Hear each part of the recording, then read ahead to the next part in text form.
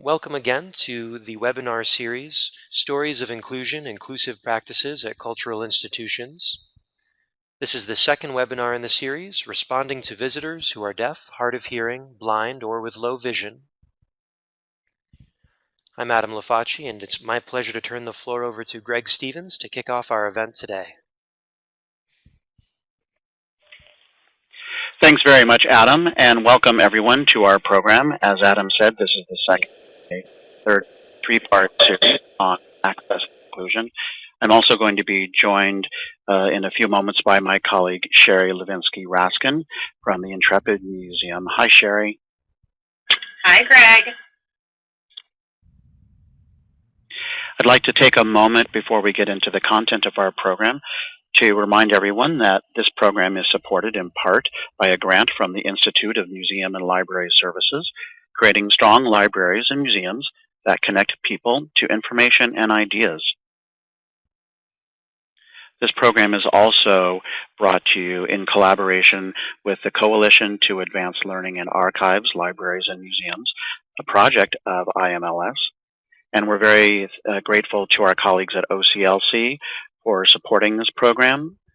We're also very happy to have on board as a program partner the Museum Access Consortium in New York City, and of course our partners at Learning Times for producing this webinar.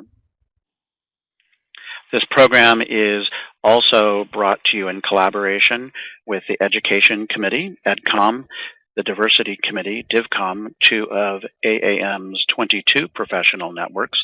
We encourage you to learn more about our professional networks by visiting the AAM website. And I'd like to also acknowledge our partners, the many hosts who are holding webinar watch and talk events in cities around the country. Very excited to have you folks on board with us as hosts and those of you attending those local convenings. I'd like to turn the stage and the microphone over to Sherry now to tell us a little bit about this program and how it came to be. Sherry. Hi, thanks so much, Greg. And for all of you, I am really thrilled to co-moderate this webinar, the second in the series, Stories of Inclusion, Inclusive Practices at Cultural Institutions. I am again joining you from my office at the Intrepid Sea, Air, and Space Museum. I wear many hats, including my position at the Intrepid, and I'm also delighted to represent two of the supporting organizations, EdCom and MAC. This has been a topic that we've been discussing for quite some time. I am the chair-elect for professional development for the American Alliance of Museums Educational Professional Network, EdCom, and this webinar speaks directly to our programming focus this year about what inclusive practice looks like. And also from the Museum Access Consortium, MAC, we're a volunteer-based association in New York City that focuses on bringing together cultural practitioners, people with disabilities, and disability advocates to share experiences, learn from one another, and refine our practices, all with the goal for advancing accessibility and inclusion. I know so many of my MAC colleagues are participating today, and I know that many of you are also joining with your local consortiums and networks, be they museums, libraries, or archives. And for so many of us, accessibility and accessible programs and resources is not only a part of our professional lives, but personal, and our passions for the work we do runs very deep at our core as individuals for so many reasons. And this is very true for me in particular as we begin our webinar today, as I have parents who have aged into hearing loss, and my father has macular degeneration. I'm sure this is true for so many of you too, and I'm really extremely proud of the work we do at the Intrepid, and these webinars are opportunities for all of us to either begin the dialogue, continue the dialogue, to refresh our thinking about the work we do and how we do it. And I know the presenters today are going to be capturing some big picture thinking and also presenting more practical case studies. So as Adam just mentioned also, if you have questions, please just post them in the chat box. I am actually going to be watching those, pulling questions for presenters to either respond in the chat box or during our Q&A times. And I also know I put in the closed captioning and the video links to make that easy for everyone. And you can open those in browsers, separate browsers on your computers or your devices. Again, thank you all for being here, and back to you, Greg. Thank you very much, Sherry. And one of the things that's very exciting for me about this work, Sherry and her colleague Barbara Johnson-Stemler at the Intrepid and I have been working together for over a year now on an accessibility and inclusion suite, including this series and other programs that we have coming up, but also the most recent issue of Museum Magazine, which is focused on accessibility. So we're very proud to be bringing this program to you to celebrate the 25th anniversary of the Americans with Disabilities Act, and very excited to be looking towards programming in the coming year, including sessions at our annual conference that will be held in Washington, D.C.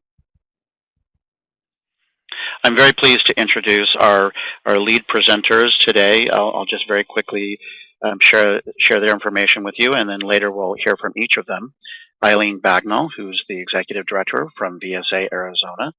We have Chris Johnson from the Indiana School for the Deaf and Access Indy, and Hannah Goodwin, the Accessibility Manager at the Museum of Fine Arts in Boston.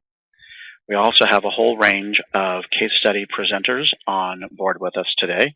I'm very excited to welcome Kat, Christine, Cecile, Leonie, and Michelle. And each of our colleagues will be presenting very brief case studies of the work that they are doing in their respective institutions. And lastly, we are very pleased to welcome our special guests, Francesca Rosenberg, who is from the Museum of Modern Art in New York, Janice Klein from the Museum Association of Arizona, and Betty Siegel, the Director of VSA and Accessibility at the John F. Kennedy Center here in Washington, D.C. All of these colleagues have a very special role in our program today. Our goal, just so you all know, is to provide an overview of some fundamental services and communication issues related to responding to visitors and users who are blind or with vision loss, deaf, or hard of hearing. We're going to explore some key points for visitor needs in those respective audiences and think about ways we can plan strategically for access and inclusion, including training, partnerships, collectives, and task forces. We are very aware that we have a lot of information to cover in a relatively short amount of time. And we also know that there are many resources available to you out there across the internet and other places, including the Access Consortia around the country.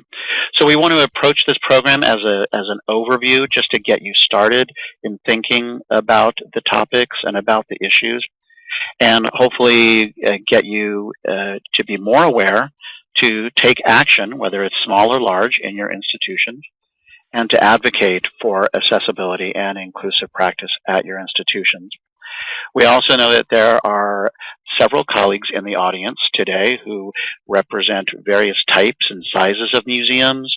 So we're hoping that what we present is translatable to you in various institutions, as well as colleagues who represent the library and archive sectors. So we have a lot of ground to cover and a lot of different people in the audience, and we're hoping that you will engage in conversation in your groups, if you are convened in groups, and take this conversation forward with you. With that said, we'll start the formal part of our program now, and I'll turn the stage over to my colleague, Eileen Bagnall, who's going to share with us a little bit of background about VSA Arizona, and in particular, their Art Ability program. Eileen. Good afternoon, everybody. I'm actually calling in from Richmond, Virginia, which is what happens when you're on college tours with your senior. As Greg said, Eileen Bagnall. I'm the Executive Director, and I have been with VSA Arizona for the past 8 years, but for the past 15 years, I've coordinated a program, a statewide program called Art Ability. Our mission at VSA Arizona is to create an inclusive community where people with and without disabilities can learn through, participate, and enjoy the art. On the screen right now is a picture of a young second grader who is working on a a loom system in our after-school program. In the bottom corner of the slide is the VSA Arizona logo, which lists us as the state organization on arts and disability. The next slide, VSA Arizona, what we believe in. Every young person with a disability deserves access to high-quality arts learning experiences. All artists in schools and arts educators should be prepared to include students with disabilities in their instruction. All children, youth, and adults with disabilities should have complete access to cultural facilities and activities. And one of our last tenets is all individuals with disabilities who aspire to careers in the arts should have the opportunity to develop appropriate skills. On our next slide, some information about our Artability program. In 1996, a group of arts organizations, the Arizona Commission on the Arts, Phoenix Office of Arts and Culture, disability organizations throughout the state, got together to discuss how the arts could be more accessible throughout the entire state, not just in one part of the area. In 1998, Artability was created. And what Artability was, a consortium of arts and disability organizations committed to accessibility in the arts. This was part of the goal was to have one organization that was the clearinghouse and technical resource for arts access. So rather than information be scattered all throughout the state and somebody know about this and somebody know about that, it was kind of put in one place. One of the things we do is we have an ongoing calendar event that we post online and deliver at different cultural public fairs, disability-specific events that list accessible events going on throughout the state. Who are our partners in this? We have everything from major theater companies such as the Arizona Theater Company. We also have small dance companies. Center Dance Company would be an example of that. We have community colleges, their performing arts branches. We have Arizona Bridge to Independent Living and our statewide Independent Living Center involved in here. So it's really quite a range of organizations of all sizes, all arts disciplines, and also all disabilities are represented. What do? At the bottom of our slide is a picture of one of our education programs, and it features four fourth grade students. The student in the center has a broken arm and a blue and white striped cast, and he's raising it over his head. Another student has his hands clutched to his face, and the group is holding a poster that they've done representing the 4 C's / biggest industries in Arizona. Artability program, what we do is we are a technical resource. Our staff is very focused on finding out what are the latest resources, what is the latest technology, what are best practices in the field of accessibility. And we get calls throughout the year of all different things. If we don't know the answer, we will find someone who knows the answer and can support. We also offer professional development. The professional development programs that we do range from our annual summit meeting, which is topic-based once a year, and this year our focus is how to best serve patrons who are deaf and hard of hearing. So we will have a panel of service providers, patrons who have hearing loss, and have an opportunity for accessibility coordinators throughout the state, and we'll have it in 2 different locations in the state, to pick their brains, ask questions, and get a chance to hear from the patron's point of view and also from a service provider's point of view. We also have professional development in terms of coming out to arts organizations and working with their staff, be it their docents, volunteer ushers, front of house staff, museum staff, theater staff, marketing staff, anybody, and we will tailor a presentation and training on what they need. So it may be that a museum is doing a night that's autism friendly for families. And so they will have we will do a training on sensory friendly museum experiences. It could be a theater that wants to start captioning, so we will do a presentation and meeting with their staff specific to that. So that's part of our professional development. One of the first things we started out with was our equipment loan program. As any of you know, portable audio description equipment, captioning equipment can be the barrier as to why an organization doesn't have these type of services available. Artability has gone ahead and found funding and to get portable captioning equipment, portable audio description equipment, and 4 members. As I said, we're a consortium. 4 members of our organization, they have the right to borrow the equipment, or they have the availability of the equipment for no fee at all. Lastly, one of the things we do is marketing. We will market any accessible performances, different events for these organizations, because I think one of the challenges often is we have this great idea, we want to do an ASL tour of the museum, and it's marketed to the regular museum patrons who may or may not need the service. We will target market for them, market to community, because, again, we're a go-to source. So people who subscribe to our monthly newsletter for ASL performances throughout the state, they're going to get that information. How do we do it? This is our last slide. And again, this is one of our education programs where it is 3 4th grade students. The 3 young ladies are doing a collaborative project. Again, the project in this class was the 5 C's of Arizona. And so one is standing up drawing, one is leaning on the desk drawing, and one appears to be supervising, standing there watching. We have, how do we do this? Our program is a membership-based program. What this means is that we have a sliding fee that's billed annually for organizations. This is for all arts organizations.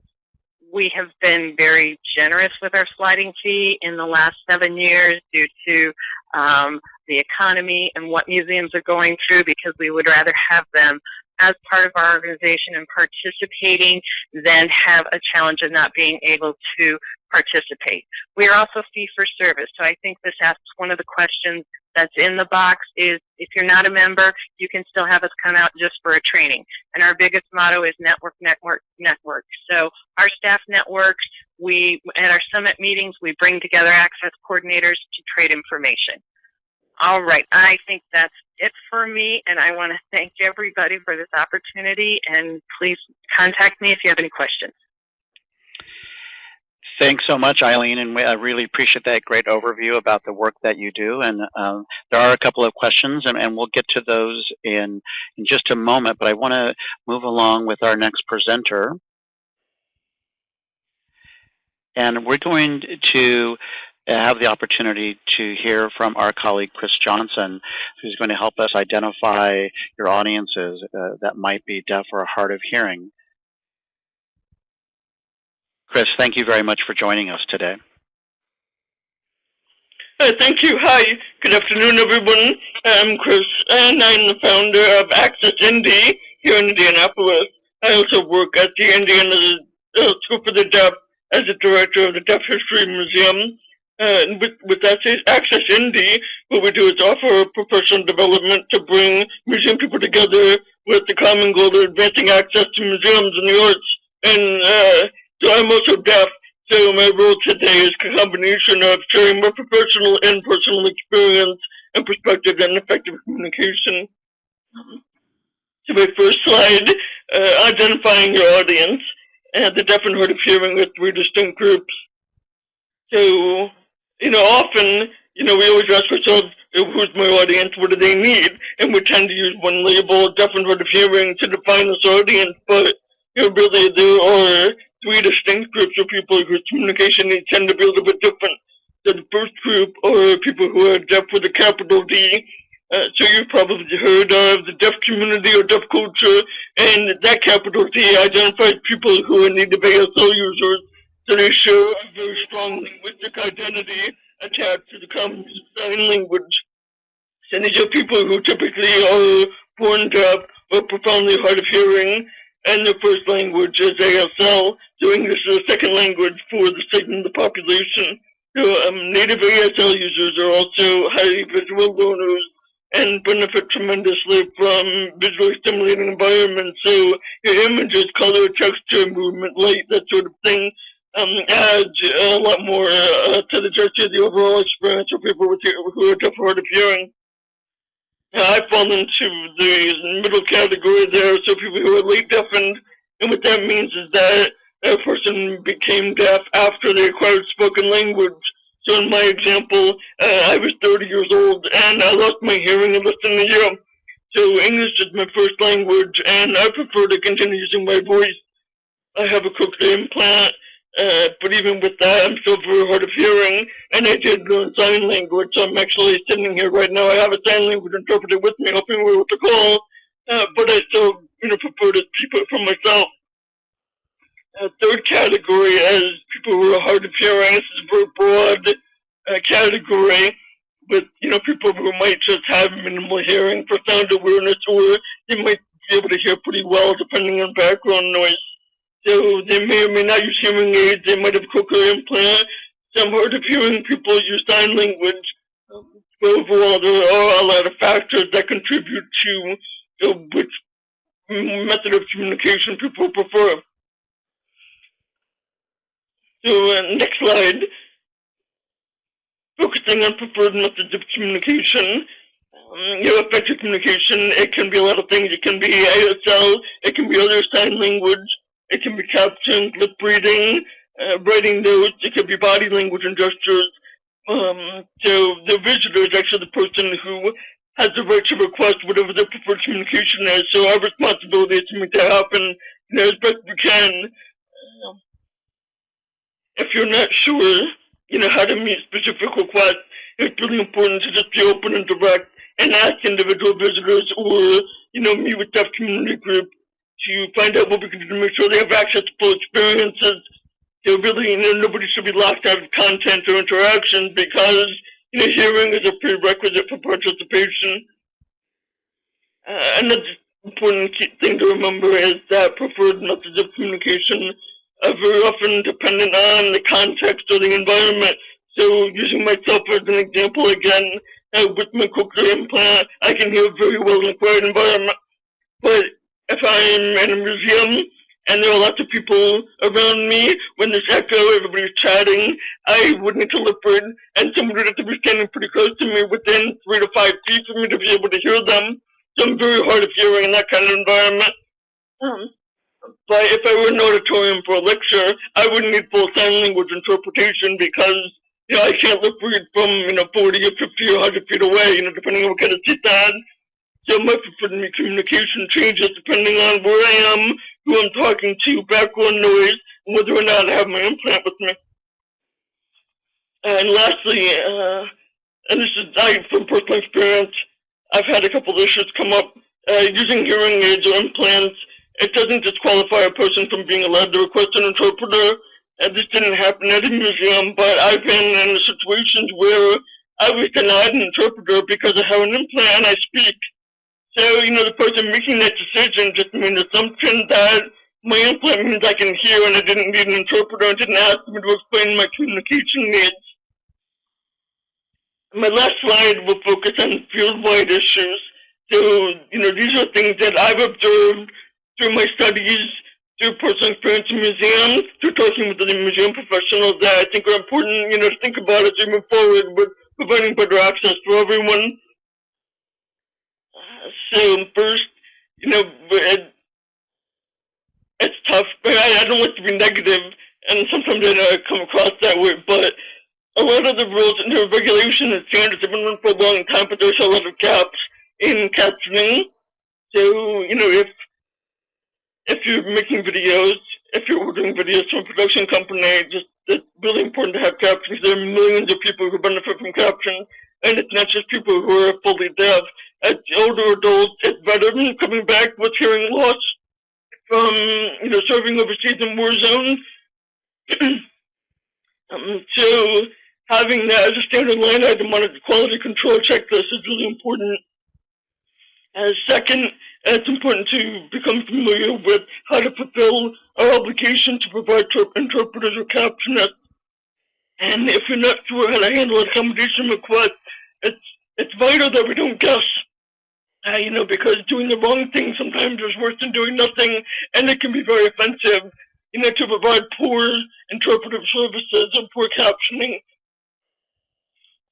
So there are a lot of resources available. You can call the ADA hotline for free and anonymous advice on how to deal with questions of whether or not you're obligated to provide an accommodation. So if you're really unsure, it's best to seek out professional advice.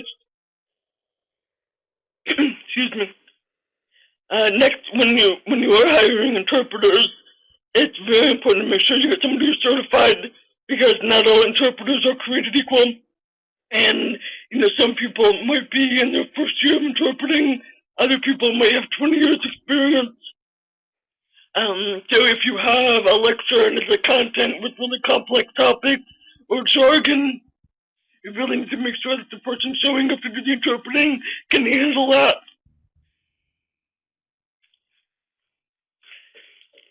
And if you have assistive listening devices for your museum or your cultural arts center, we need to make sure that all of the staff knows where it's stored, how to operate the devices, and also how to report repairs. I know a lot of museums, and they have equipment that doesn't get used often, so sometimes the batteries aren't charged, or if it's older equipment, you find out that day that it doesn't work. So we have to keep all of that stuff in working order. Excuse me. Yeah, I need to take a little sip of water here.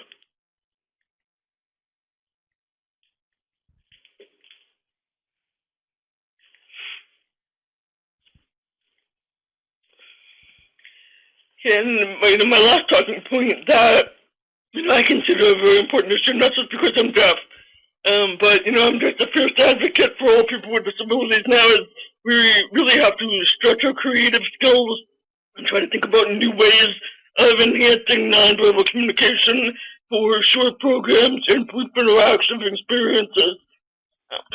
I'll always advocate for ASL programs, and I'll always say, sure, if you have technology, use it, come up with cool iPad tours. But, the reality is that most museums aren't the Met, they're not the Smithsonian, they're not the Air and Space Museum, and they don't have the staff or the financial resources to really develop those kinds of programs. So, we have to think about all of the quick stops that people make, like docent cards or, 5 to 10 minute gallery demonstrations, drop-in arts and crafts rooms. So, even like as a deaf visitor to a museum, I'm never going to even think about requesting an interpreter for a 5-minute chat with somebody at a docent card, to ask about fossils. That's just not realistic and it's not practical to do. So, I guess my challenge that I try to work on as a museum professional is, how do we develop a toolkit that can empower staff and volunteers to be really flexible in how we communicate with people who are deaf or hard of hearing. So, we have to just get more creative and not really get stuck in the mindset that interpreters and captions are the only way to convey information for those kinds of brief encounters. That wraps up my presentation. Thank you very much for involving me in this series. Greg?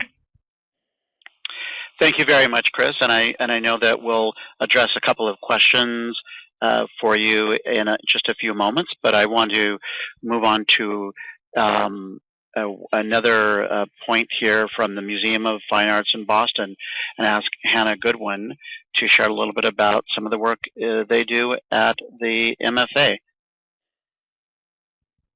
Great, thank you.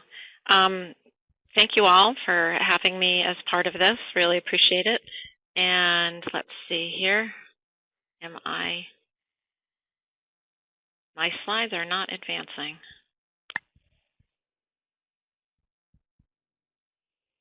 Okay, here we go. Oh,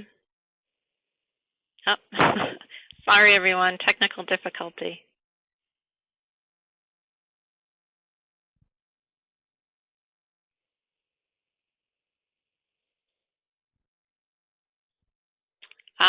I don't know why my slides are not advancing.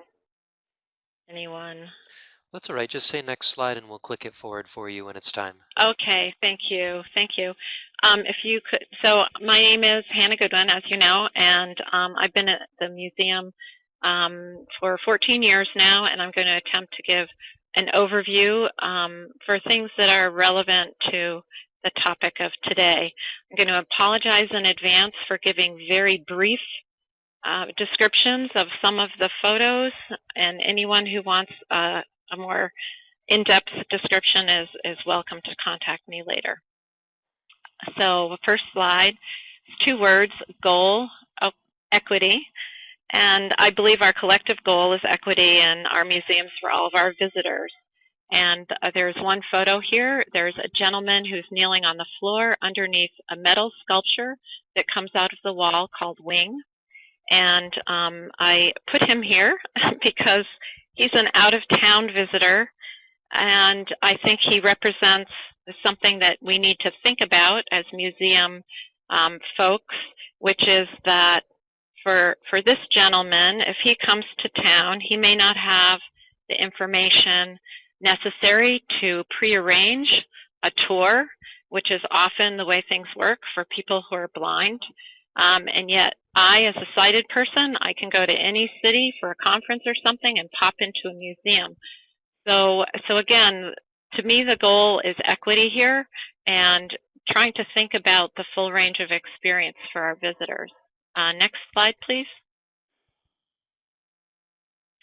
And I believe the way that we get there is through a strong foundation and infrastructure.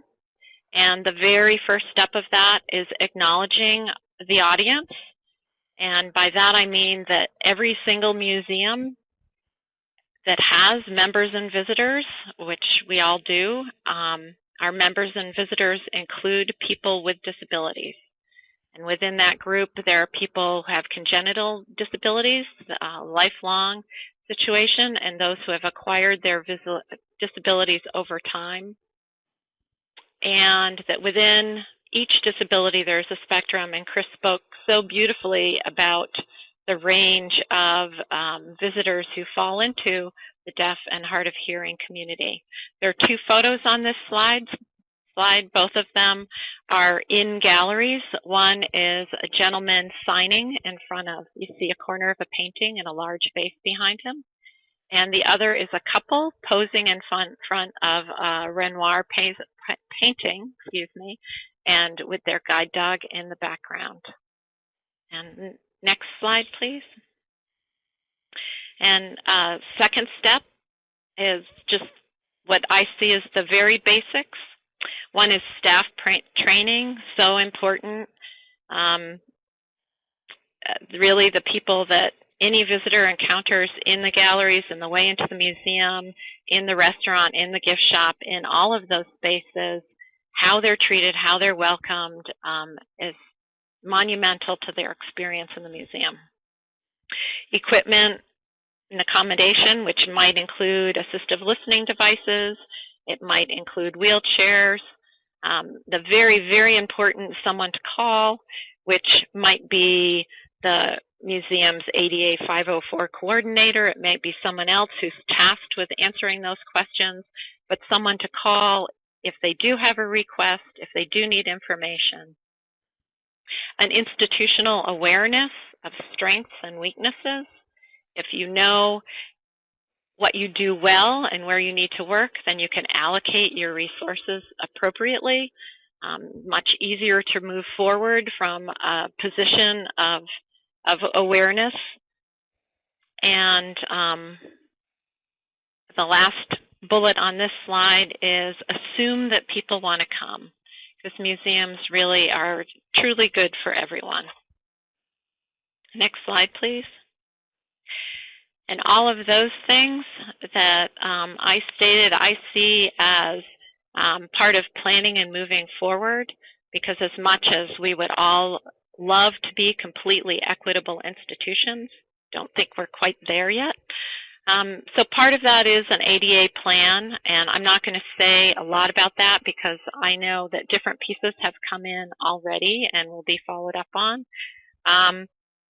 But I do want to say I love the ADA. I think that what's not to love about civil rights, right? And that plan and Section 504 of the Rehab Act and state and local legislation all give us lots of information to work with. And I just want to mention talking about a strategic plan that we've been working on, which builds on those legal things.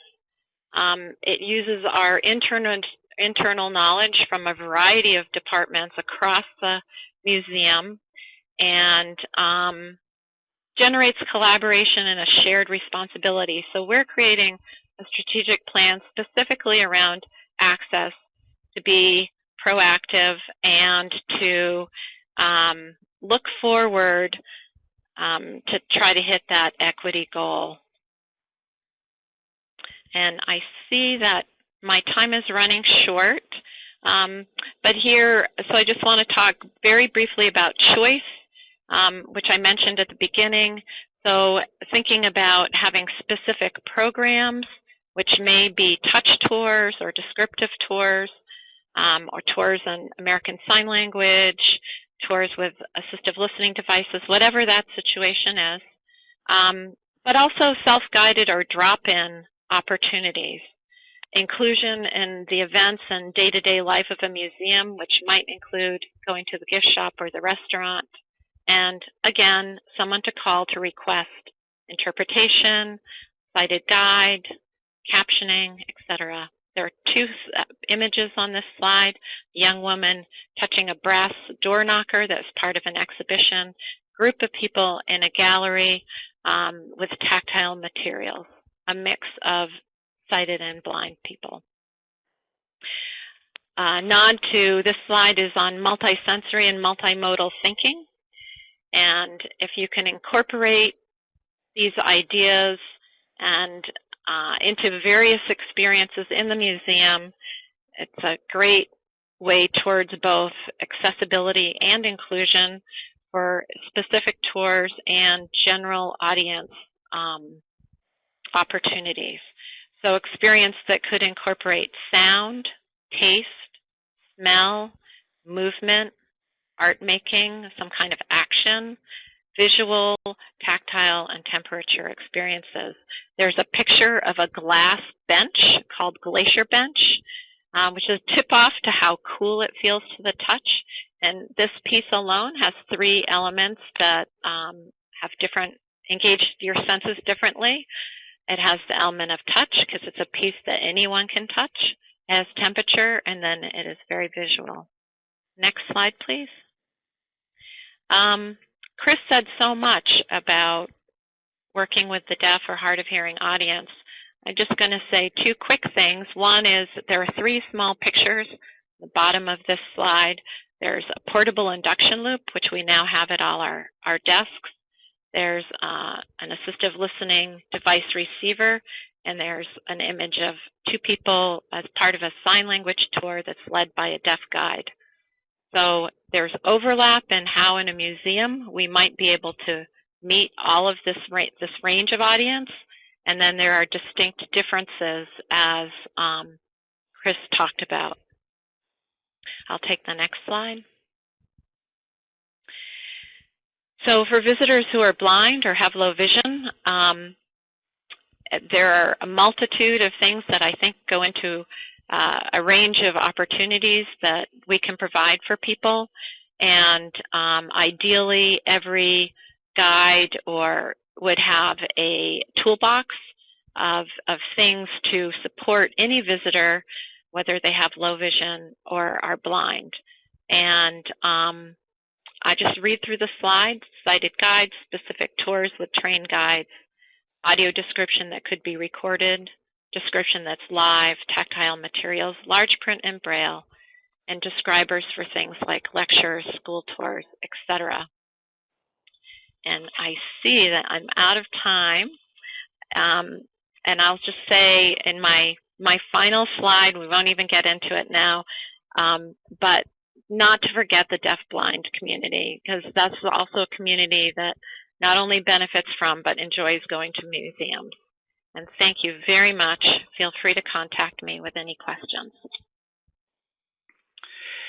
Thanks very much, Hannah. And Sherry, I'm going to bring you on stage just briefly. I know you've been keeping an eye on some of the questions that have come in from the audience, wondering if there's any that we'd like to tackle for a couple of moments before we move on to other case studies.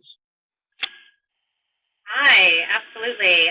There have been a couple questions that relate actually to outreach, to ways to reach out to visitors and or museum members who are deaf or hard of hearing, blind or with low vision. So I'm wondering if any one of our presenters would be able to address that, as well as online apps, phones, audio guides, and those types of platforms that we're using as in our for disseminating our museum content.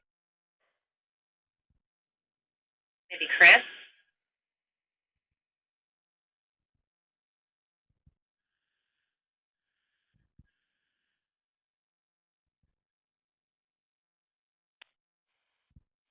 Hi, this is Christine from Antenna. I just wanted to respond to the ways of reaching out.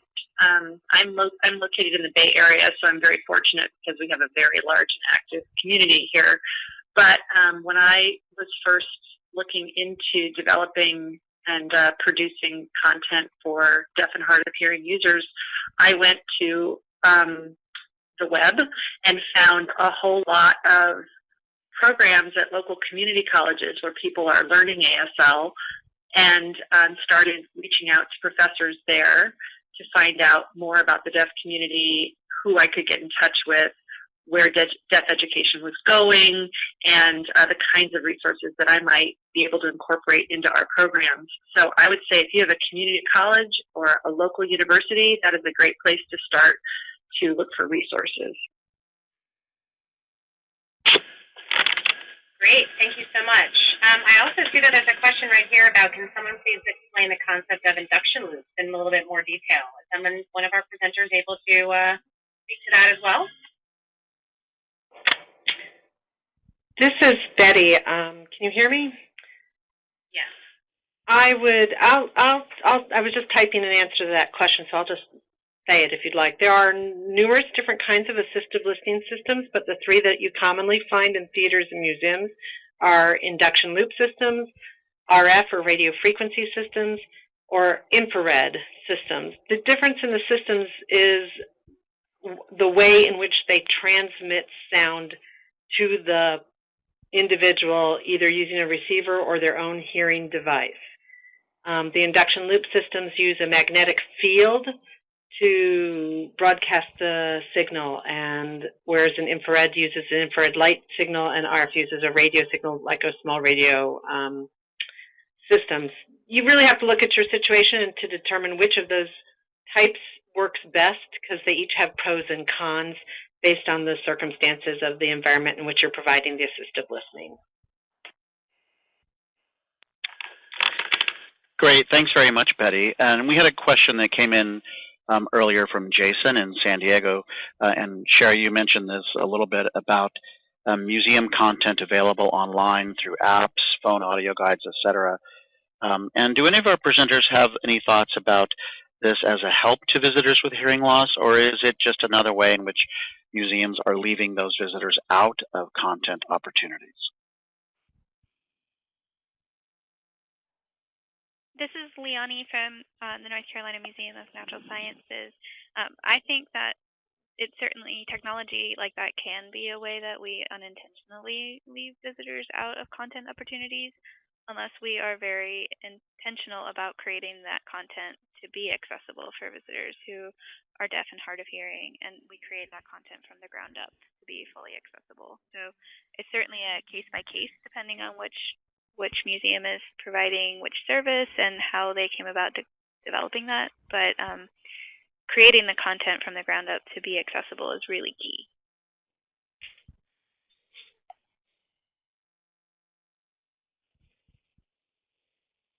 Great, thanks very much, Leonie. And our colleague John at the Shed Aquarium had a question earlier. Does anyone have any experience creating intake forms for visitors to your institutions for guests who are blind or with low vision? This is Hannah. We don't have intake forms, but I appreciate the question. And what we do is we do have a conversation with people before they come in and invite them to tell us anything that they want to prior to their museum visit, which does not, we don't actually ask them about their visit, their vision, I'm sorry. And one of the things that I've found over the years is that one of the things that happens with sighted people is that we make a lot of assumptions about what vision is. So that sometimes a visitor will say, well, I have this vision or that vision, and it's hard sometimes not to relate it to our own visual experience.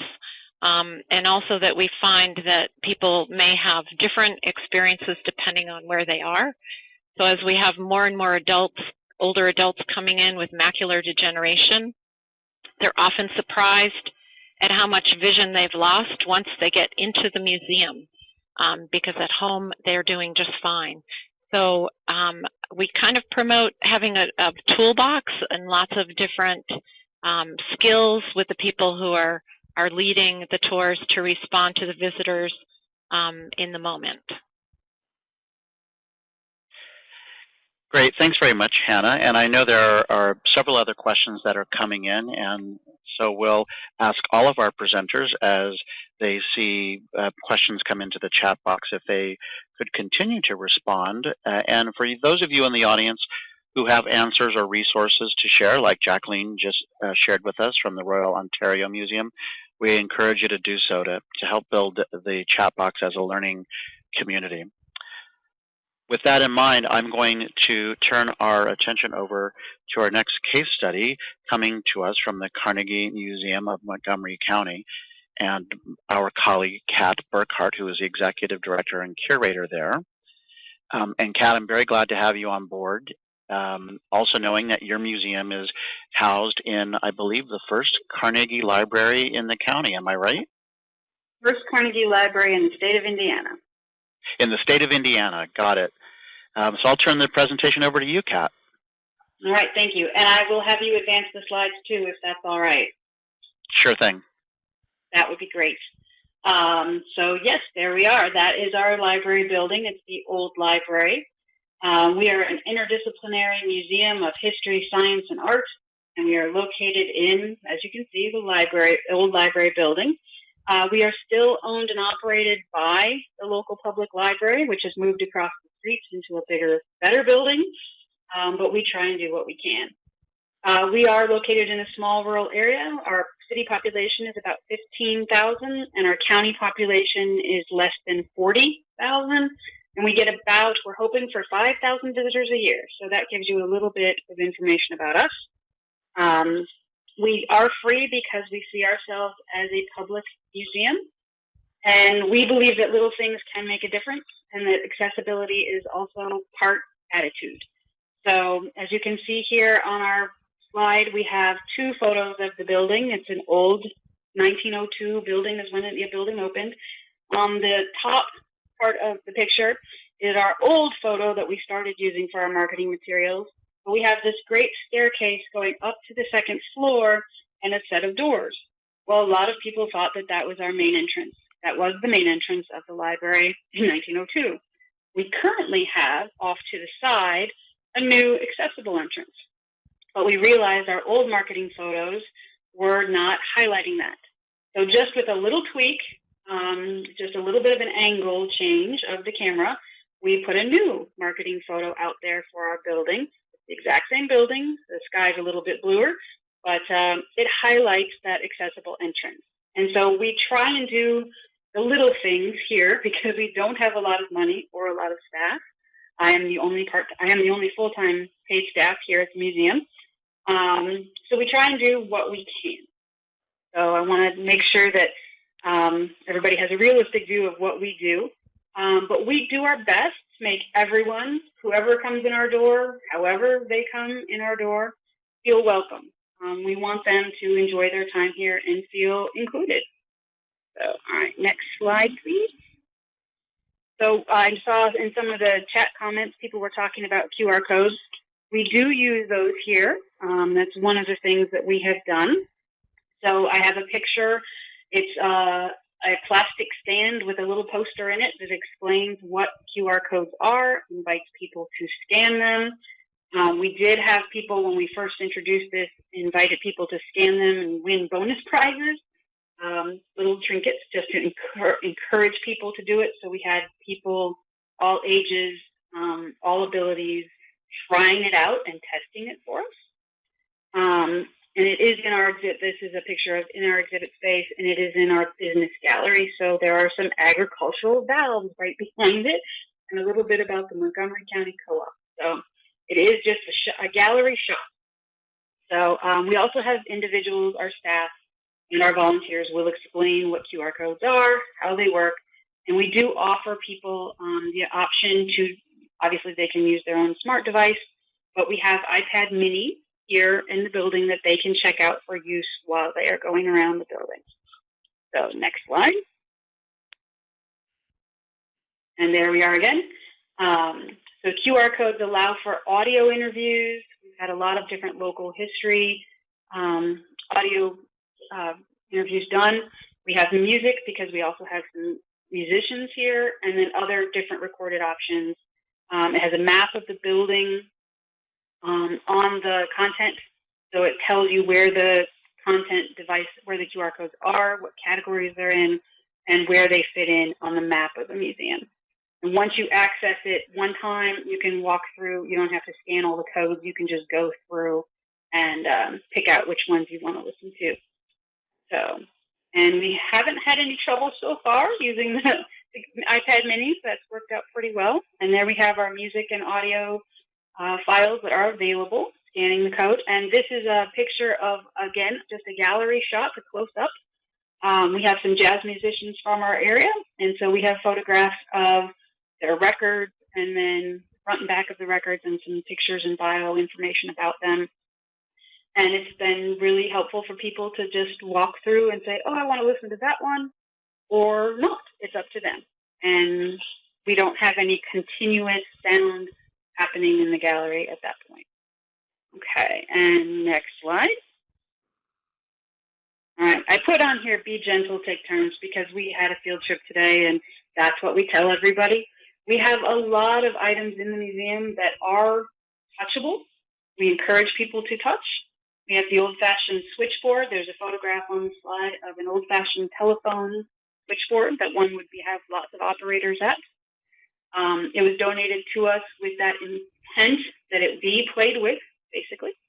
Another picture, there are 3 pictures on the slide. Another picture is of a mid-1900s voting booth. It was last used in 1964.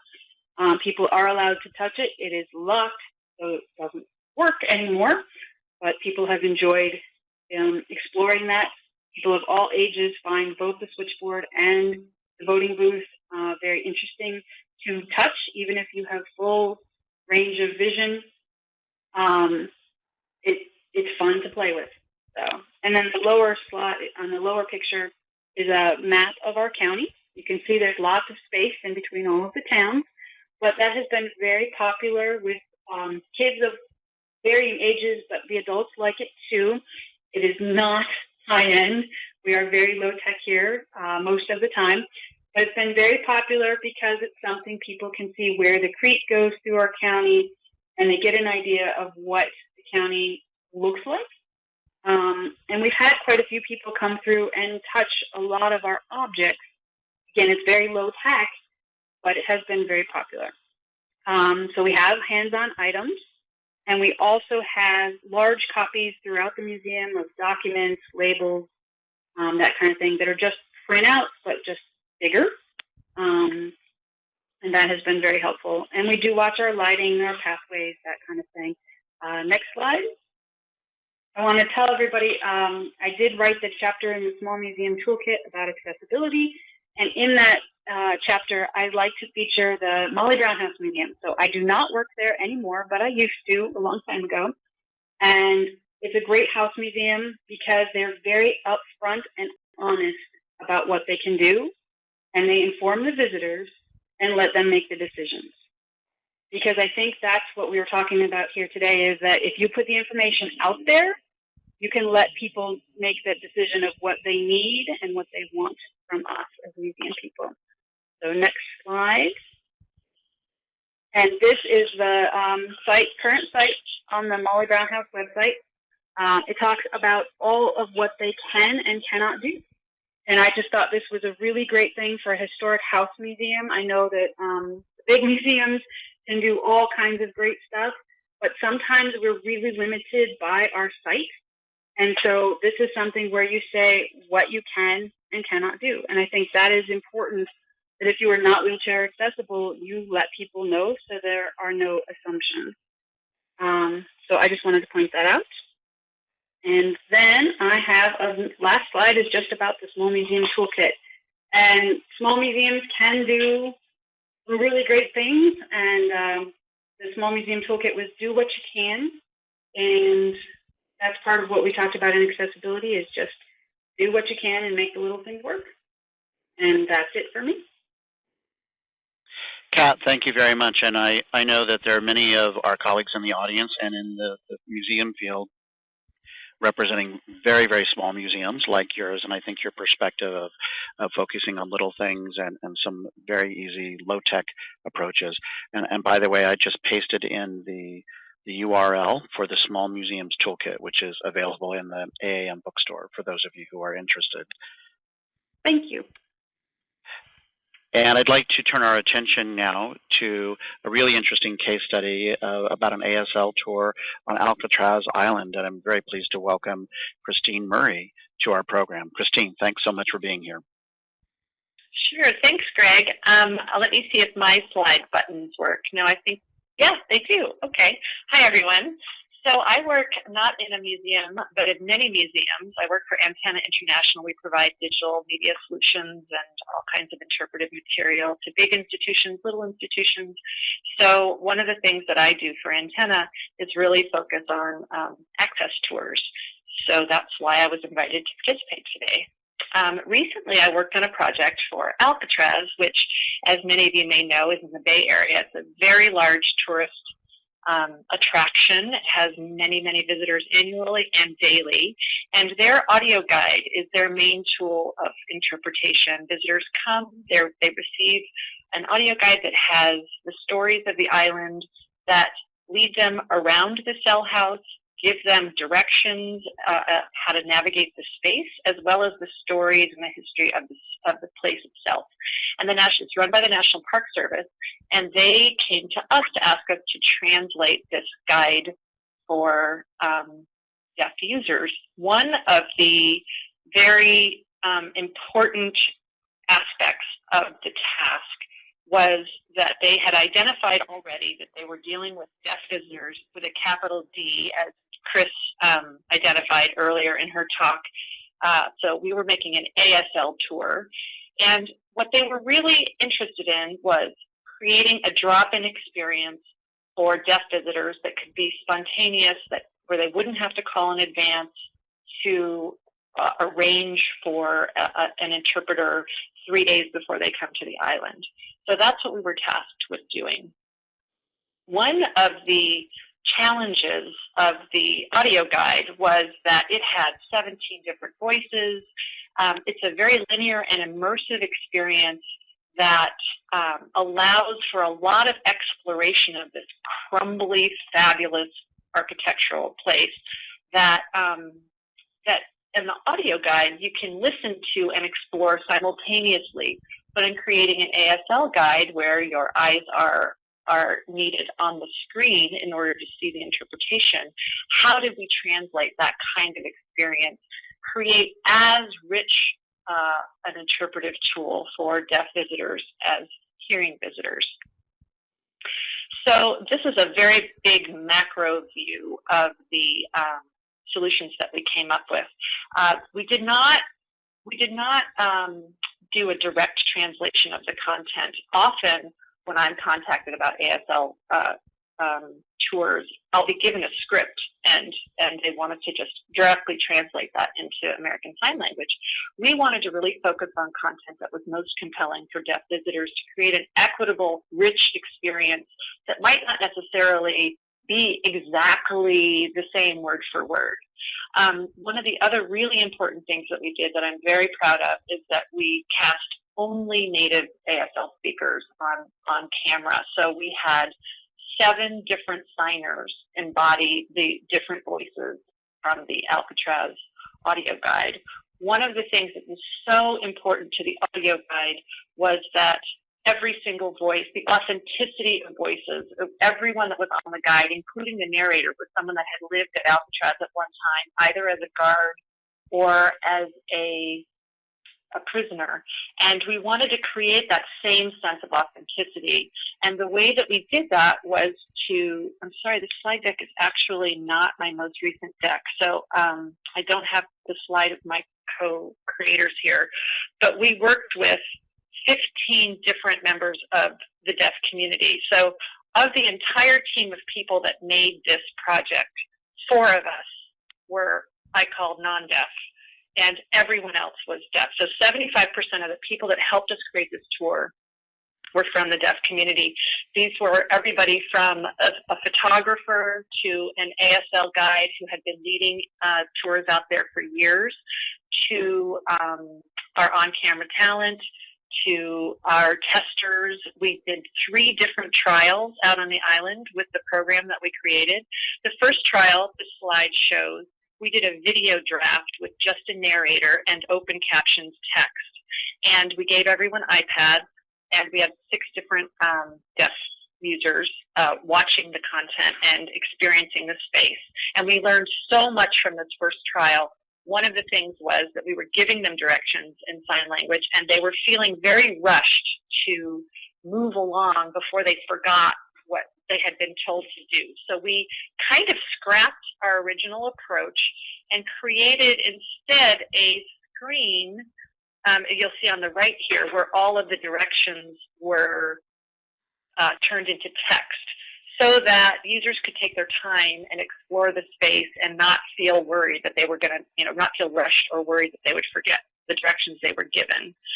We also broke our stories into much more, into smaller chunks, so that users would have more what we were calling eyes up time, because as Chris mentioned earlier, many deaf people are really highly visual learners, and also the space is just so delicious to explore.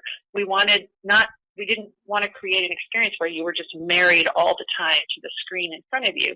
So we created these pause screens. You'll hear part of the story. You were then encouraged to explore on your own and then come back to hear the rest of the story. We also cast, as I said, multiple signers to eliminate confusion over who was speaking, the different sides of the story. We also cast signers that we felt matched kind of physically and personality-wise in terms of the quality of their signing the voices that were on the audio guide. We did a final trial where we actually made a lot of adjustments when we tested our directions. They were far too dense. They sort of came from the captions of our videos, and people were having trouble even reading and following them. So we incorporated photos that helped us simplify and clarify the directions, so you had a visual reference point. And then the last thing that we did, which really came out of our second visit with deaf users, was that we didn't just have dry, generic, properly phrased captioning. We actually tried to convey the personality of the speaker that came from the audio guide into the captioning itself. So we not only created signs sometimes, very specific signs or ways of expressing content through ASL, but also with the captions to really kind of add just one more layer of richness to the experience. These are some of my, the summaries of the project itself for me. Members of the deaf community were not just people that we brought in to test the production when it was over. They were there from the inception. The very first visit we made to the site to even listen to the audio guide we did with a deaf interpreter to understand what was really effective for our audience. And we continued over and over and over and over to make visits with members of the community to help us really sculpt the experience that they wanted to have when they went out there to the island. So my other note here is test and test again and test again. This project took us about 8 months to develop. And in that process, several times we scrapped an approach and completely started over with a different way to go about it. So I really hope that my final slide is here. Oh, goody, it is. Okay, so these are my takeaways for the audience. Just some high-level things. If you're faced with a program that already exists that you're trying to adapt for a deaf audience, don't just translate, originate.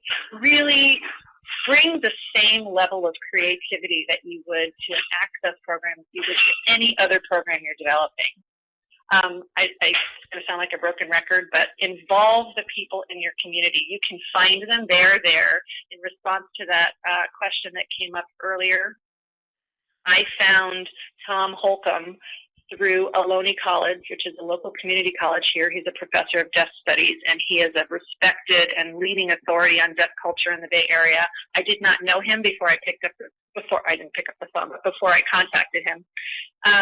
And he became our chief translator, narrator, and a conduit to so many resources, including makeup artists, photographers, graphic designers, anybody that you can hire or bring into your project, artists, dancers. They are there. They're just, your program will be so much the richer for having involved them. And then lastly, this is just my own, I have to remind myself about this all of the time. Make a schedule for whatever project it is that you're developing that allows for significant changes, not just minor changes, because an iterative approach will always lead to the best experience for your audience. And then this is my final slide. It's one of my happiest work photos I've ever taken. This is a group of visitors at Alcatraz. And in terms of equity, it just really shows what this program that we developed is doing. It shows a large group of people all having a very rich experience of the same content, but some of them are using the audio tour and others are using their ASL guide. So that's it for my presentation. Great. Thank you very much, Christine. And now we're going to turn our attention to our next case study from the Contemporary Jewish Museum. And I'm very pleased to have Cecile Puritz on board with us today. Cecile, I turn it over to you. Hi, thank you so much, Greg. Hi, everyone. I'm so excited to be here and really to see these topics move to the forefront of our institutional priorities as museums. My name is Cecile Puritz, and I'm the Access and Community Engagement Manager at the Contemporary Jewish Museum, also known as the CJM, also broadcasting like Christine in San Francisco, as well as the co-founder of the Bay Area Arts Access Collective. And we are a professional learning network, or a consortium dedicated to increasing access and equity in museums and cultural institutions throughout the Bay Area. And I'll be talking a little bit more about that later. So for today's case study, I'll be talking about the importance of partnerships and collaborations with community partners who are blind or who have low vision in creating a culture of inclusion. And as we heard just now from Christine as well as from Chris earlier, just the critical importance of involving community members that have the disabilities that you wish to serve as co-creators. So for this case study, I'll be sharing examples of different types of partnerships that we've initiated here at the CJM. So on this first slide, the title reads Partnerships for Access and Inclusion, with an image of the CJM's brick facade, which originally was a PG&E power substation, with two abstract blue shapes projecting out of the side and top of the museum, which symbolize the Hebrew word for life. And since we founded Access Programs in 2010, we've offered a variety of programs and resources in order to welcome diverse audiences and fill a real community need for high-quality arts programming. So that's a real mission of ours here at the CJM. So this idea of involving representatives from the communities you wish to serve as co-creators of your programs or policies is a critical step that I cannot overemphasize. And the header of this slide reads, "Nothing about us without us," which is a slogan that really rose out of the 90s disability rights movement and specifically refers that no policy or program should be decided without the direct and full participation of the individuals who are affected by that policy. So that's really one of our core ideas or founding ideas in developing any type of program at the CJM, whether it be for individuals who are blind or for low vision, but across all different types of audiences that we serve. So the image that's projected is of 6 adults who are standing in the lobby of the CJM. The man in the center is wearing dark glasses and holds a white cane, with 3 individuals who are standing to his left who appear to be sighted. To the far left is a man who appears to be blind, holding the harness of his guide dog in one hand and holding the elbow of his partners in the other. So at the CJM, our visitor voices help to shape the direction of our program, and now I'll be sharing examples of how we achieve this. So this was touched on earlier in earlier presentations. One of the first steps in building awareness around the needs of visitors who are blind or who have low vision was to invite Lighthouse for the Blind and partner with representatives from their organizations to design a disability awareness staff training. So the image that you're seeing now is of the executive director of Lighthouse, Brian Bashan, who is walking down Market Street, downtown San Francisco, using a white cane, and behind him is a large red poster with the words Heart of SF. So one of the main points that I want to share is that these trainings provide a sounding board where staff could ask candid and honest, and sometimes for staff they can be uncomfortable questions around our consultants' successes and challenges visiting museums, but also, more importantly, from their lived experience of having a disability. It was also an opportunity for us to learn as a staff about disability etiquette tips and strategies for designing new multi-sensory opportunities for visitors to access information. So for my next slide, this webinar is actually very timely because October happens to be Art Beyond Sight Awareness Month, which is a worldwide outreach effort that was organized by Art Education for the Blind. And for the last 4 years, the CJM has been an Art Beyond Sight partner, and I encourage you all to go to their website. They have a wonderful free training. And at the CJM, we participate in program every October and are looking to integrate these programs throughout the year. So on this slide is an image of 20 visitors who are gathered in a semicircle in the gallery with 3 members in the middle on a bench who have guide dogs by their side. And to the far left are members of a choir and a museum educator leading a verbal description tour. So this tour that we designed is a unique opportunity to integrate verbal description, tactile tools, and musical responses to artwork. We invite local high school choirs and jazz ensembles to design an experience that engages all of the senses in the gallery. We also work with our family program staff at the museum to integrate access into other areas of programming by designing a studio of the senses, which features a variety of sensory stations, and this year we'll be accompanying it by a local jazz ensemble. So the last point I'll make about this slide is one of the most successful aspects of the Art Beyond Sight program is that although they're designed for individuals who are blind or have low vision, what we discovered is that it's an opportunity for visitors with and without disabilities to enjoy art together in a common space. So this reinforces an earlier point that access benefits everyone. So another goal of our access programs is to build awareness for our visitors without disabilities to learn about access and inclusion. So one of our key community partners in this effort has been Guide Dogs for the Blind, who we invited to showcase an exhibition around the different forms of vision loss. So appearing here on this slide is an image of 3 poster boards of guide dogs displayed on easels with a dark halo on the far left image suggesting a restricted field of vision. So by having volunteers and their service animals integrated into our educational programs along with this exhibit, we were able to educate our visitors and empower our community partners to have a voice in the museum. One of our core values at the CJM is our commitment to artists and bold innovation. This next slide reads, challenging perceptions of artists with disabilities. And below is a symbol of a wheelchair user on top of a film reel that is projecting out the words Superfest, International Disability Film Festival.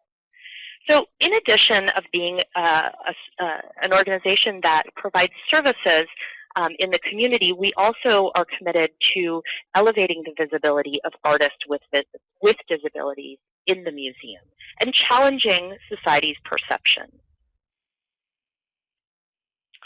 For this final example, I'd just like to share a little bit about the work that we are doing with the Bay Area Arts Access Collective. We, like I mentioned, are a collective. We are made up of museum professionals, educators, artists, and members from the disability community who are all together united by the common goal of promoting access and equity in museums and cultural organizations. And as a community of learners, we strive to involve members who have disabilities to help steer the content of our workshop. And I'll be sharing links to our Facebook page as well as to our website.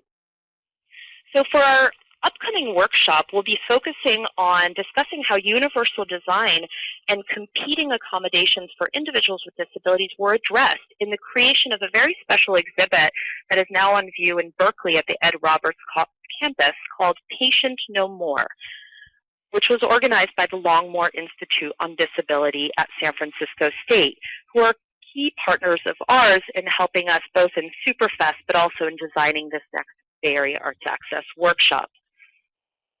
And they shared some important tips that the curators shared about their design process. Specifically, they hosted what they called a community charrette process, where they involved a whole panel of maybe hundreds of individuals in the community representing a range of disabilities who could provide input, feedback, test the exhibit, so that they came up with some really creative solutions. And one that I really enjoyed that I'll share is that when inviting members to talk whether they wanted tactile opportunities, that individuals actually said that that wasn't necessarily their preference. So really thinking about the importance of consulting across a broad diversity of individuals. And they also, the curators, instead of doing a standard verbal description of this giant mural describing protesters at the foot of City Hall, the curators commissioned 2 poems as an alternative experience to a photo mural. So really thinking creatively around different things that individuals with disabilities and around their preferences. So 2 takeaway tips for your toolbox is this idea of creating a welcoming space. Welcoming can mean many, many different things to different people, and museums cannot live in a vacuum. So this idea that the community must be involved to help define what is relevant. It also helps visitors feel like they are partners and co-owners of the content and program, and which I think is an emerging important tip for museums is this idea of institutional priority and who is a 21st century audience. And the second tip that I will share with you is this idea of collaborating for capacity building, is that museums have much to learn from the skills, resources, abilities of our community members with disabilities, and that by working together towards a common goal, that we have the ability to increase our capacity to be change makers. So thank you again for this opportunity to share insights into our partnership model, and I'd like to pass it back to you, Greg. Thank you so much, Cecile, for sharing that really great information from your museum. And I appreciate everybody continuing to keep the comments and responses and questions flowing in the chat box as we head into our last case study, actually our second to the last, from the North Carolina State Museum. And Leonie, welcome. Hi, Greg. Hi, everybody. Thank you for having me. So I will get started. I have a quick case study about the app that our museum developed for both of our downtown Raleigh facilities. So our on screen is a picture, a panoramic scenic picture of our facility, which spans pretty much 2 city blocks and 2 different buildings. One built in 2000 and one built in 2012 and joined by a pedestrian bridge.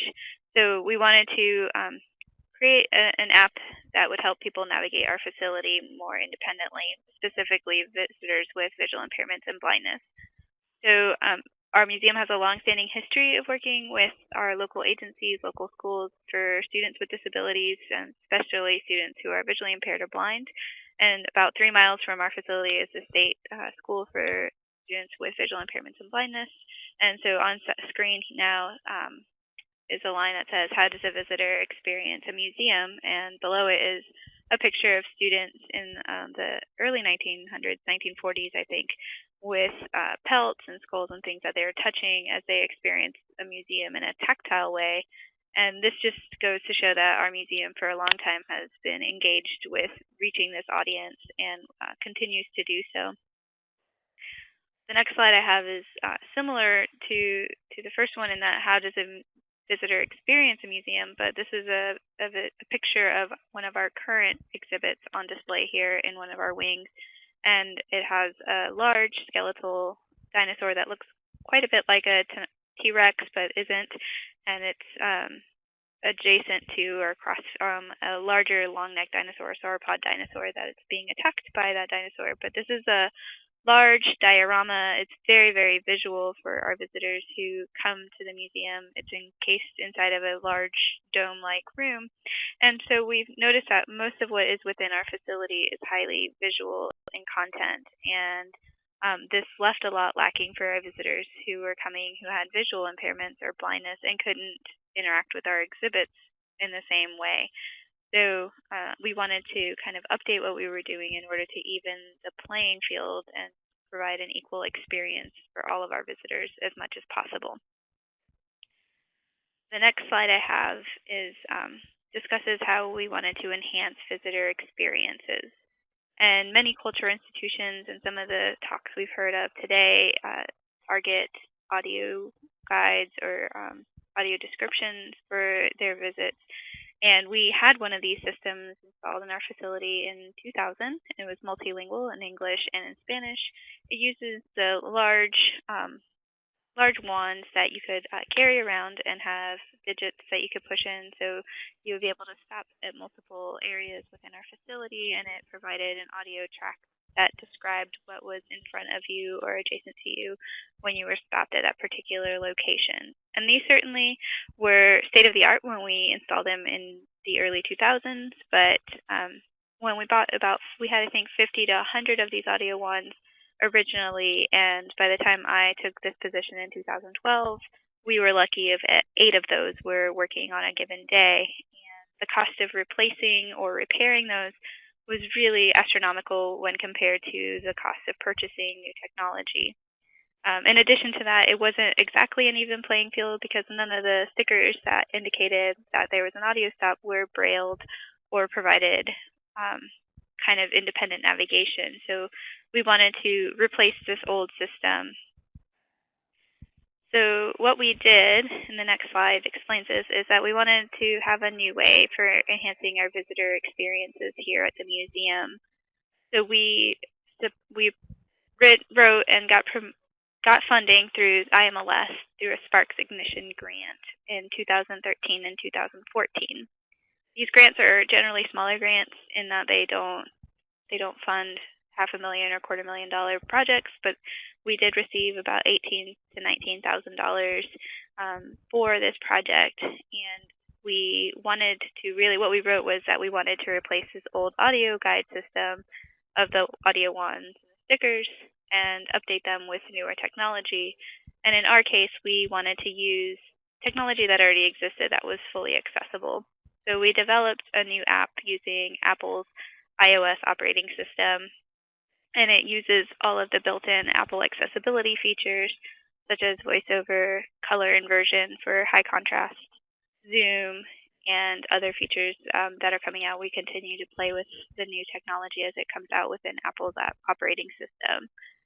So we were lucky enough to get this funding, and we were really blessed to have a collaboration through one of a local company here in the Raleigh area that has a very strong accessibility team. And we developed this project with people who are blind software engineers from the ground up and incorporated them in the testing and incorporated it as an evaluation as well. So we had multiple people with different levels of vision loss, visual impairment, and blindness, both creating and testing the app as we went along throughout the iterative process. So if you were to go to the Apple App Store, you can download the Museums app for free. We don't want the app to be cost prohibitive. We want it to be fully accessible for everybody. For those who don't have a device, we also purchased a classroom set of iPod Touches that can be loaned out for free for anybody who wants to use them when they're here visiting the museum and would like to use the app. So on screen now is the museum's screenshots of the museum's app. On the far left is a screenshot of the museum's app within its Maps feature, and the map provides a scrollable floor plan, so you can scroll across floors up and down on the screen and left to right to scroll across buildings. And once you're on a specific floor within a building, you can zoom in or zoom out and see where the restrooms are and then where specific exhibits are located within that floor plan. We also offer a high contrast feature built into the app that turns the screen into black and white for those who have low vision. In the middle is what the screen would look like if you clicked on a specific exhibit or learning space. In the picture is a robot. There's a picture of a robot that's within one of our learning spaces and a description of that learning space underneath it. And on the rightmost picture, there's a picture of one of our exhibit galleries with an audio description stop that is also fully captioned. So people with vision impairment and hearing impairments can enjoy that audio stop. And all of our photos are fully audio described within the alt text of the app.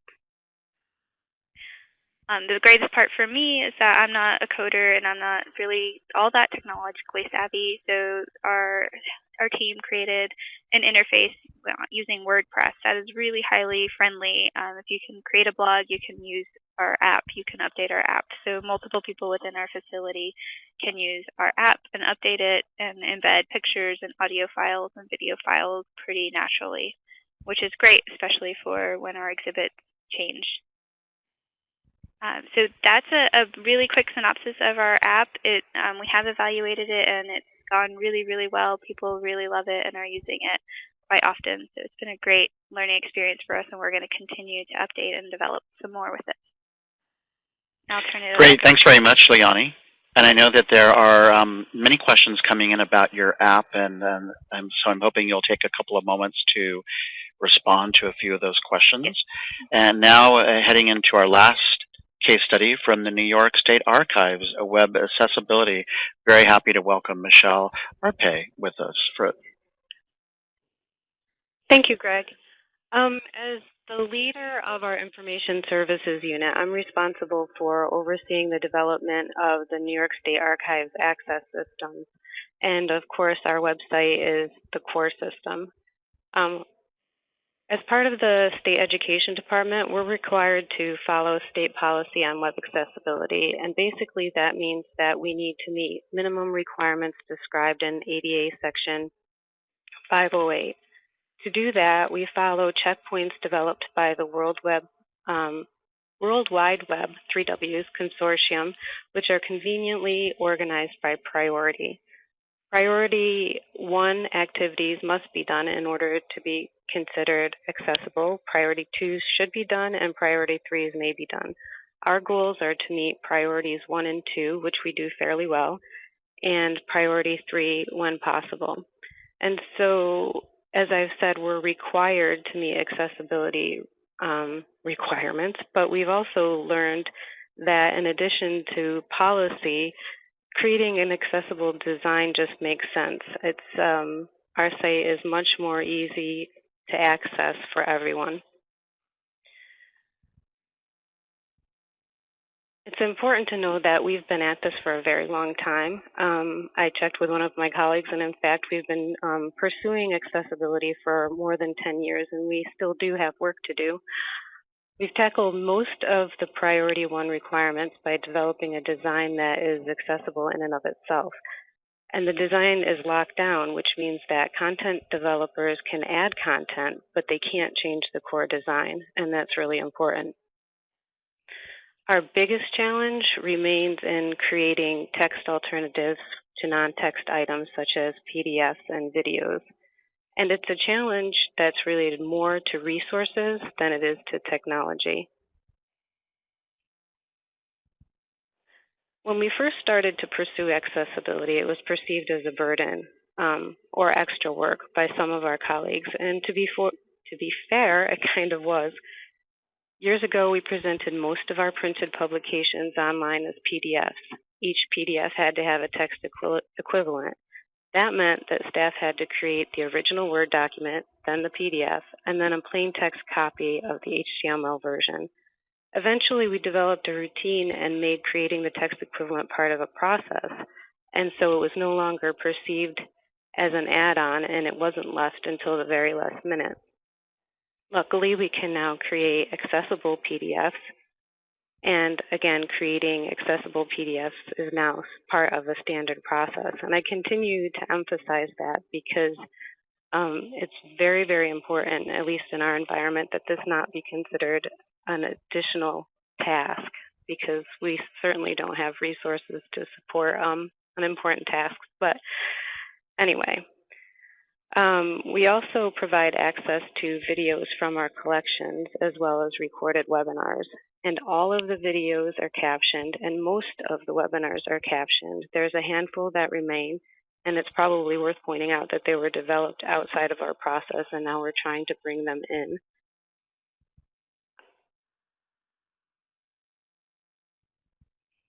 We've done a lot of work in this area, but we recognize that we still have a lot of work to do. And the most obvious area in need is our digital collections. All of the objects in the digital collections are described with basic metadata, but we can't provide detailed descriptions for each and every digital object because, as you can see, there are more than 70,000 objects in this collection. Instead, we focus on heavily used series first, and hopefully we will be able to get to all of them someday. I think the key to it all is taking the time to learn about the actual requirements and then tackle them step by step. At first glance, it seems overwhelming, but it can be managed. We've also recognized that the information is what's most important and that flashy design elements add nothing to your site. As I've said probably 10 times, it was very important to make accessibility a part of our work process because if it's perceived as extra, it'll never get done. And finally, we really have stopped trying to achieve perfection. We honestly do the best that we can with our available resources. And so far, I think we've done a fairly good job. And that is it for me. Great. Thank you so much, Michelle. And I really appreciate you closing out our case studies with your key messages of understanding the requirements and the basics of compliance, a work in progress, and that you're never going to be perfect, but that you're trying and moving forward. I want to acknowledge at this moment that our program is going to go over a handful of minutes, so I hope that the audience will stick around for the last section of our program, and we'll continue to try to answer as many questions as we can, both in the chat and in our extended program. In the interest of time, I'm going to move forward to our colleague, Francesca Rosenberg, who is going to share with us a quick introduction of the MoMA training program that you have in place. Francesca, thanks for joining us.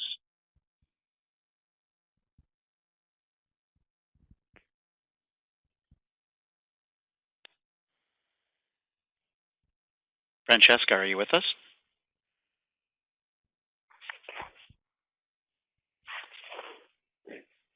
Hi, are you waiting for me?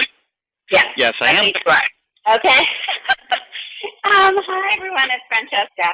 So very quickly, this video is a short clip cut from a longer disability equality training video that we recently developed at MoMA. This clip features Ellen Rubin, who is an advocate and an independent access consultant. And the video clip begins with a title card that says, Meet Ellen. Then we see Ellen seated alone on a black bench in MoMA's light-filled gallery. Ellen speaks about her experiences being blind. The scene shifts when she begins to speak about her vision loss, and we see her getting off a public bus and walking down a busy New York street using her white cane. To the video.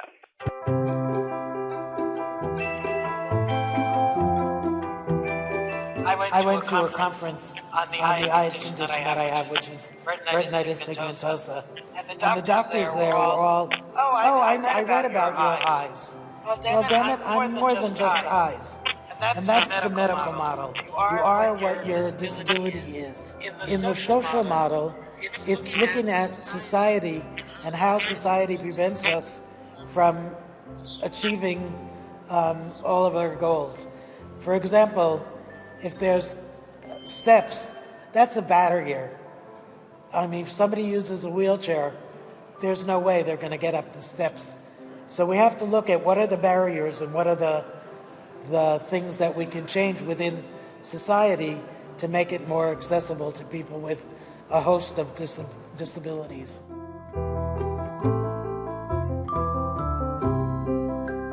Handicapped is really an outdated term.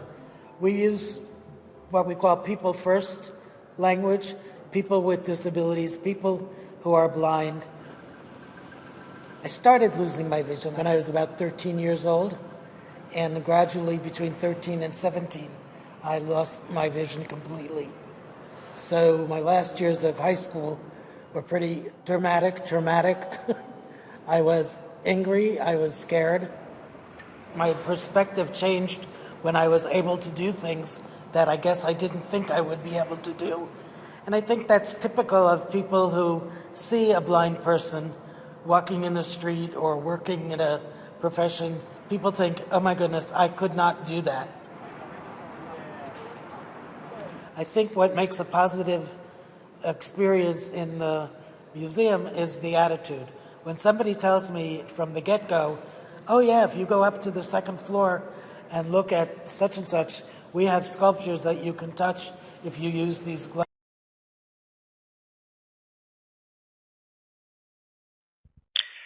Great, thanks for that, Francesca. And we pasted in the link to the video.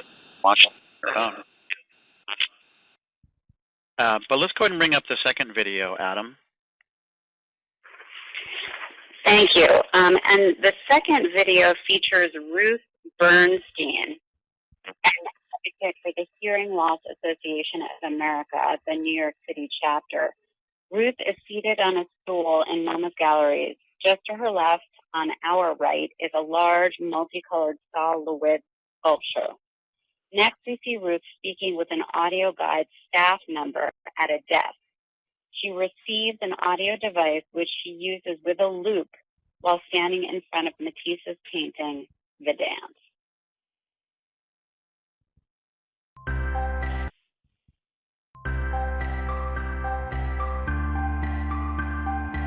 I'm very happy in museum environments. I love to see the things that people can do, the old paintings, the new work, and it's a soul-satisfying occupation for me, and it doesn't involve my having to hear anything.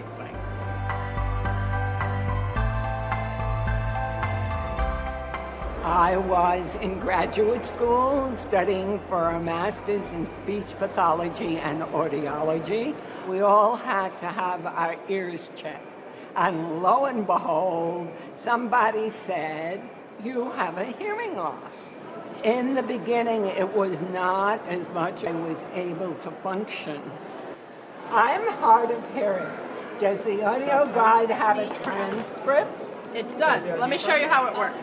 So we've got the sound, you can hear that, and then we have the transcript, so you can read along with it.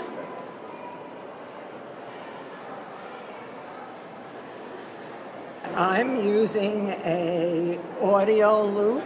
A loop is a copper wire, and it transmits the sound. So this is the loop that you could use. Plugs right into the player. Therefore, MoMA has installed a loop in the lobby at the ticket desk and the information desk, and anybody who wants information or tickets can turn on their T-switch and they'll be able to hear. The frontline staff needs to understand that people with hearing loss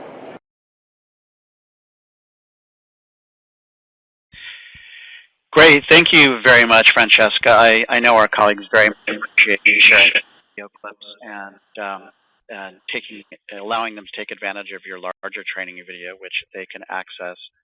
I want to open up the conversation to our special guests, including you, Francesca, but also welcoming Janice Klein and Sherry and Betty Siegel. Invite you all to do a little reflection on some of what you've heard today, the various case studies and programs that we've been presenting.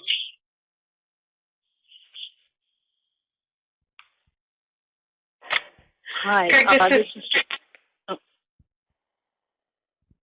Janice. Okay, thanks.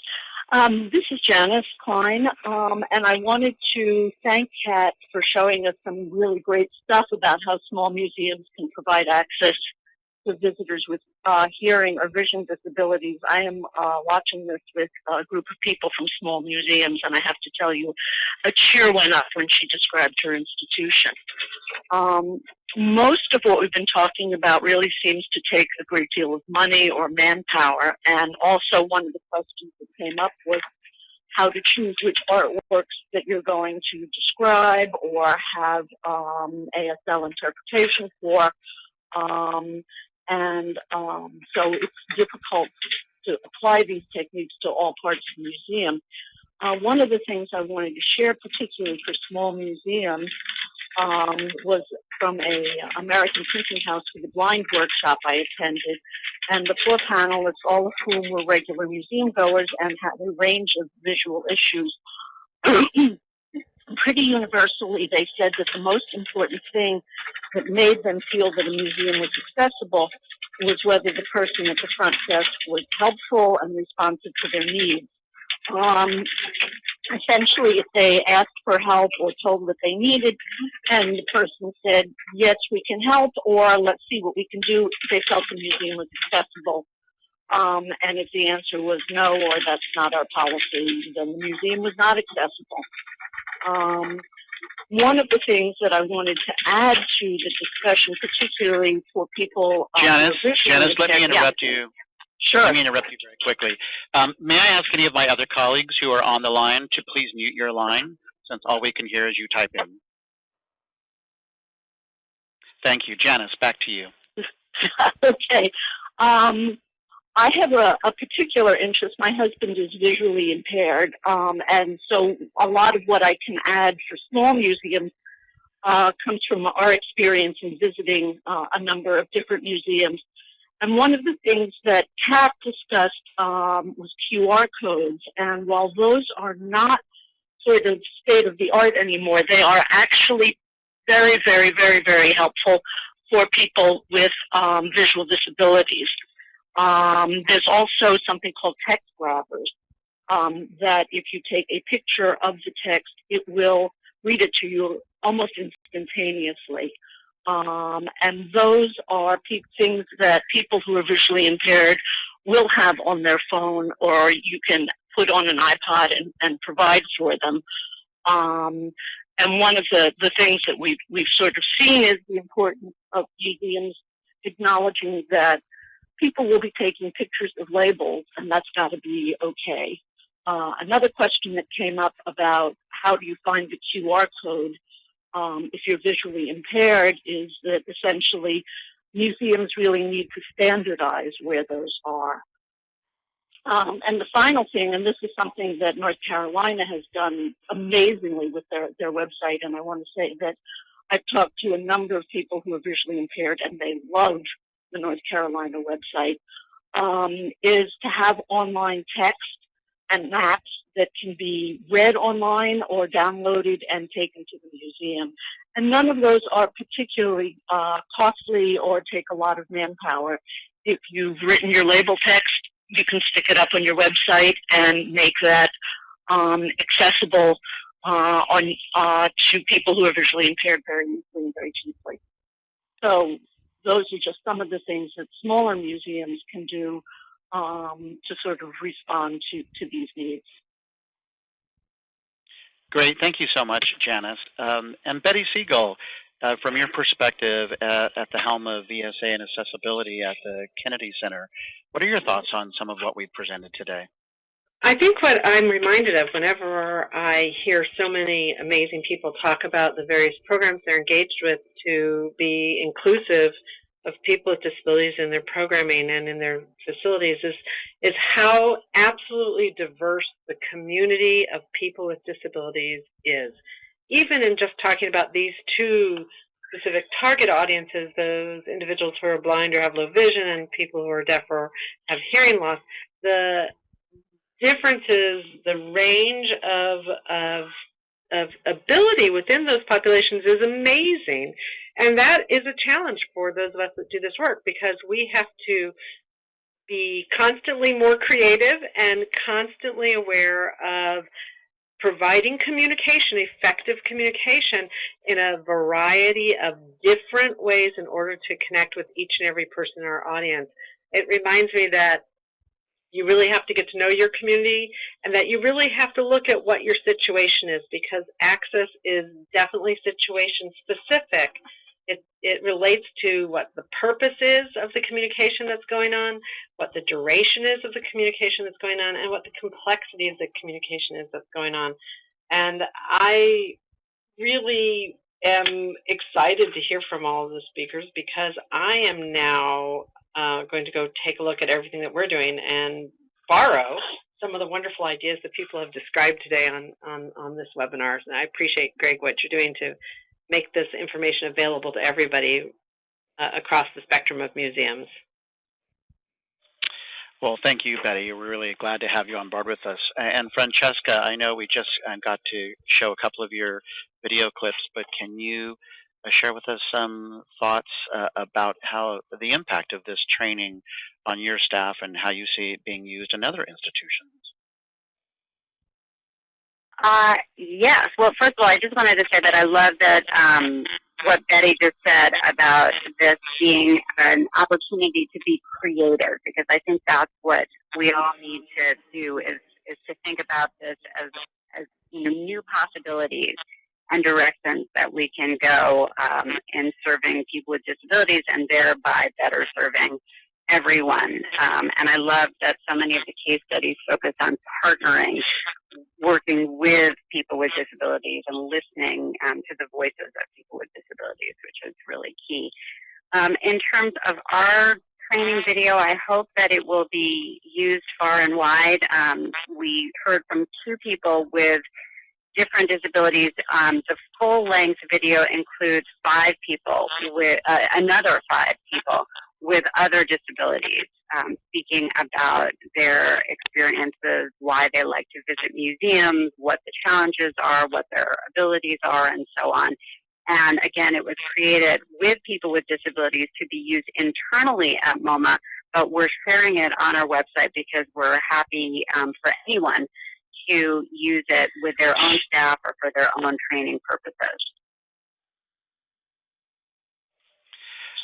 Great. Thank you so much, Francesca. And of course, I should mention that your training videos were really the embryo of this overall program, the idea of including the voice of our colleagues and our visitors into the programming material. So thank you very much for sharing that. I know that there are plenty of questions coming in, and we'll answer as many as we can in the chat function. But I do want to start closing out our program by thanking all of my colleagues in our program, for being here. Certainly our case studies, Kat, Christine, Cecile, Leonie, and Michelle, and of course Eileen, Chris, and Hannah, thank you for being here. And I do also want to give a thank you to our ASL interpreter, Hillary, working with Chris Johnson. And also just to remind any of you who are convened in groups that we have made available a set of discussion questions that follow the flow of our overall theme, and that is helping to build awareness, helping to help you take action, small or large, and building advocacy for accessibility and inclusion in your institution.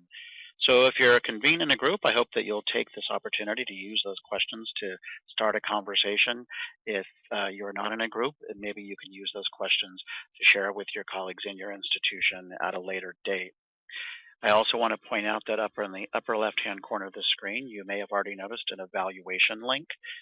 We really encourage your feedback. The feedback is anonymous, and it is very valuable in helping us move forward with future programming.